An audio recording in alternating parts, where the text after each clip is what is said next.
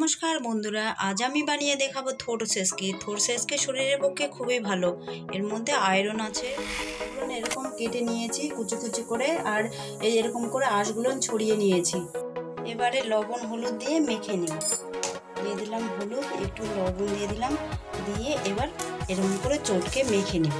মাখার পর এরকম জল বেরিয়েছে, 5 মিনিট এরকম মেখে রেখেছিলাম। এবার সেসকির জন্য এবার দিয়ে দিলাম তেল, সরষের তেল একটু দিয়ে দিলাম।